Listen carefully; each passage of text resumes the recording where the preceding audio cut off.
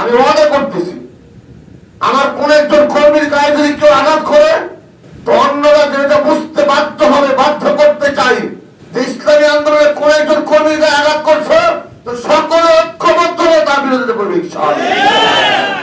ঐক্যবদ্ধ আমরা লড়াই করবো ইনশাআল্লাহ। আর মার খাওয়ার সময় নেই, এখন আর মার খাওয়ার সময় নেই, আক্ষেপ ভয় দেখানোর সময় এখন আর নেই। আমরা এখন লড়াই করতে শিখেছি। যে জাতি রক্ত দিতে জানে সে জাতি কোনোদিন পরাধীন থাকতে জানে না। চলে অভ্যুত্থানে যখন কেউ ব্যানার নিয়ে নামে নেই, কোন রাজনৈতিক দল ব্যানার নিয়ে নামতে সাহস পায় নেই, সাধারণ কর্মীরা পর্যন্ত ব্যানার নিয়ে নামতে সাহস পায় নেই, আমার দলের নেতা আমাকে শিখিয়েছে নমরুদের হাজারো বুলেটের সামনে কিভাবে ব্যানার নিয়ে রাজপথে নামতে হবে। এটা আমরা শিখেছি এবার। এজন্য ইনশাআল্লাহ আমি চাই, দেখেন আমি এখনো বলতেছি, গত 2 দিন আগে আমার স্ত্রী এবং আমার